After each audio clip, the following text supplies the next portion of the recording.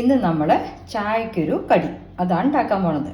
അപ്പോൾ അതിന് ആദ്യം ഒരു പൊന്തങ്കായ എടുത്തിട്ടുണ്ട്, വാഴയ്ക്ക എല്ലാവർക്കും അറിയായിരിക്കും, അതെടുത്തിട്ടുണ്ട്. ഒരു വഴുതിരിങ്ങ എടുത്തിട്ടുണ്ട്, പിന്നെ നല്ല ഇങ്ങനെ ഉരുണ്ടിരിക്കുന്ന ഉള്ളിയാണ് എടുക്കേണ്ടത് കേട്ടോ. അപ്പോൾ ഈ ഇതൊക്കെ വെച്ചിട്ട് നമ്മളൊരു ബജ്ജിയാണ് ഉണ്ടാക്കേണ്ടത്. അപ്പോൾ എല്ലാവരും ഈ ബജ്ജി കഴിച്ചിട്ടുണ്ടോ എന്നറിയില്ല, കായ ബജ്ജിയൊക്കെ കഴിച്ചിട്ടുണ്ടാവും, വഴുതിരിങ്ങ ഉള്ളിയൊന്ന് അറിയില്ല. അപ്പോൾ നമുക്ക് ഈ കായയുടെ തോലൊക്കെ കളഞ്ഞ് വരി ഉള്ളിയുടെയും തോല് കളഞ്ഞിട്ട് ഒക്കെ അങ്ങോട്ട് സ്ലൈസ് ചെയ്യുക. വട്ടത്തിൽ സ്ലൈസ് ചെയ്തിട്ടാണ് നമ്മൾ ഉണ്ടാക്കുക കേട്ടോ. ഇനി ബജ്ജിക്കുള്ള കൂട്ടെന്തൊക്കെയാണെന്നുള്ളത് ഇത് കട്ട് ചെയ്തിട്ട് ഞാൻ പറഞ്ഞുതരാം. നമ്മളിപ്പോൾ ബജ്ജിക്കായിട്ട് ഉള്ളി ഇതുമാതിരി വട്ടത്തിൽ വട്ടം പൊട്ടാതെ മുറിച്ചെടുക്കണം കേട്ടോ. പിന്നെ ഇത് കായയിടാം, നമ്മുടെ പൊന്തങ്കായ ഇല്ലേ അത്, വാഴയ്ക്ക. പിന്നെ ഇത് വന്ന് വഴുതിരിങ്ങ, അതിങ്ങനെ വട്ടത്തിൽ സ്ലൈസ് ചെയ്തെടുക്കണം. 3 എടുത്തിട്ടുണ്ട്. അപ്പോൾ 3 ടൈപ്പ് ബജ്ജിയാണ് ഇന്ന് ഉണ്ടാക്കി കാണിക്കുന്നത് കേട്ടോ. എന്താ വെച്ചാൽ ഈ ബജ്ജിക്കുള്ള കൂട്ട് സെയിം ആണ്, കഷ്ണങ്ങൾ മാറുന്നു മാത്രമേ ഉള്ളൂ. അതറിയിക്കാനാണ് 3 ടൈപ്പ് എടുത്തത്. ഓക്കെ. അപ്പോൾ ഈ ബജ്ജിക്ക് നമുക്ക് തൊട്ട് കഴിക്കാൻ ഒരു ചട്നി കൂടെ ഉണ്ടാക്കണ്ട. അതിന് നാളികേരമുണ്ട്, പച്ചമുളക്, പുതിന, ഒരല്ലി വെളുത്തുള്ളി, ഉപ്പ്, ഇത് കൂട്ടി ഒരു ചട്നി അരക്കുന്നുണ്ട് കേട്ടോ. നമ്മുടെ വാഴയ്ക്ക ബജ്ജിക്ക് വാഴയ്ക്ക, ഉള്ളി, വഴുതിനിങ്ങ, ഈ 3 ബജ്ജിക്കും കൂടിയിട്ട് കേട്ടോ.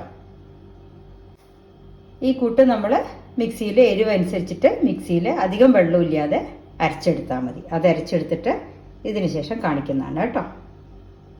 ഇപ്പം നമ്മൾ ആ ബജ്ജി ഉണ്ടാക്കാൻ 1 കപ്പ് കടലമാവ്, നമ്മൾ കടലമാവും അരിപ്പൊടിയാണ് എടുത്തിരിക്കുന്നത്. അപ്പോൾ നമ്മൾ ഏത് കപ്പിലാണ് അളവ് എടുക്കണമെന്ന് വെച്ചാൽ അതിന് 1/4 കപ്പ് അരിപ്പൊടി എടുക്കും. പിന്നെ കാശ്മീരി ചില്ലി പൗഡർ എടുത്തിരിക്കുന്നത്, കായപ്പൊടി കലക്കിയ വെള്ളമാണ് കേട്ടോ, കലക്കി വെച്ചിരിക്കുകയാണ്. പിന്നെ ഉപ്പ്, ഇത്രയേ വേണ്ടൂ.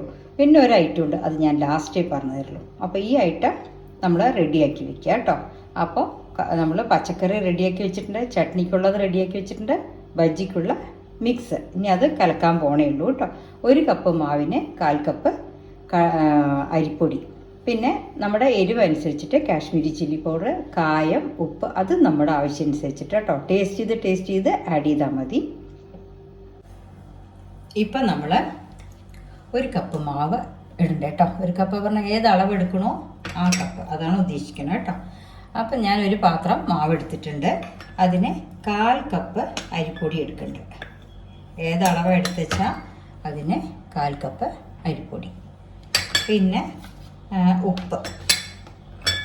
ഉപ്പും നമ്മുടെ ആവശ്യത്തിന് ഉപ്പെടുക്കുക.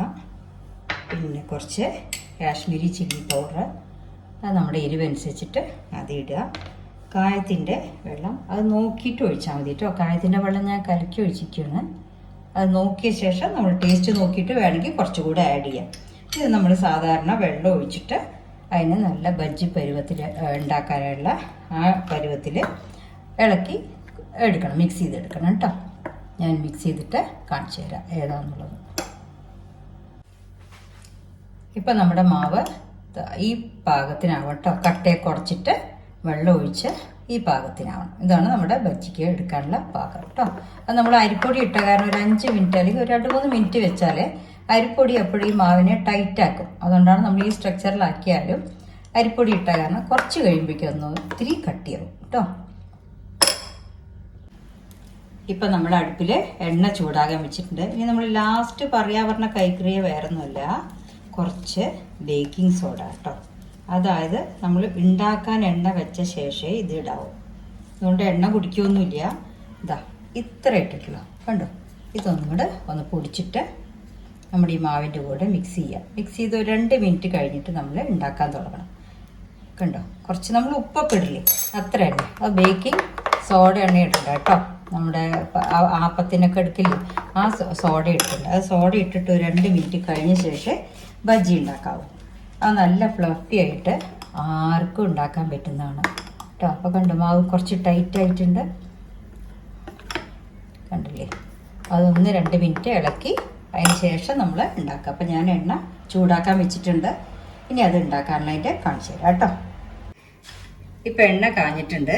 ആദ്യം ഞാൻ വഴുതിരിങ്ങയുടെ എണ്ണ വട്ടത്തിലുള്ള കൂടുതൽ വട്ടമുള്ള ആ പീസാണ് എണ്ണയിലിടുന്നത് കേട്ടോ.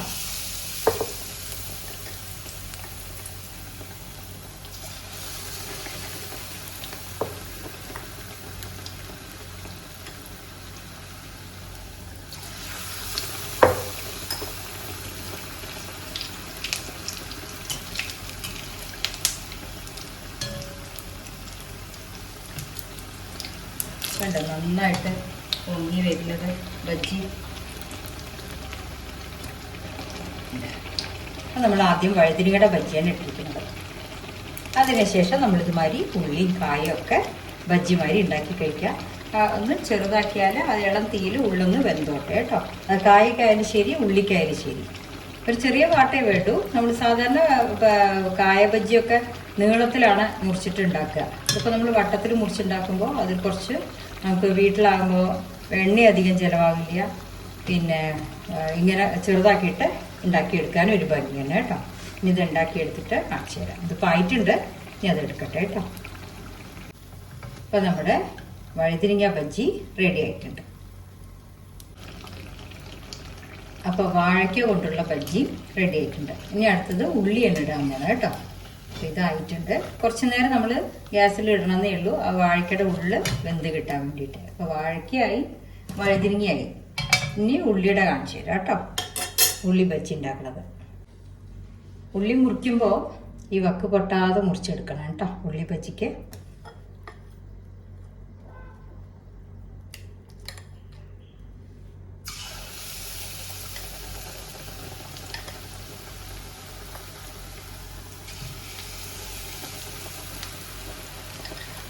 ഉള്ളി ബജ്ജിനെ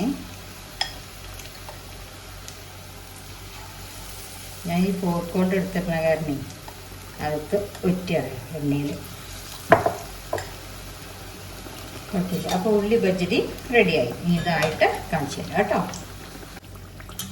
ഇപ്പോൾ ഉള്ളി ബജ്ജി ആയിട്ടുണ്ട് കേട്ടോ.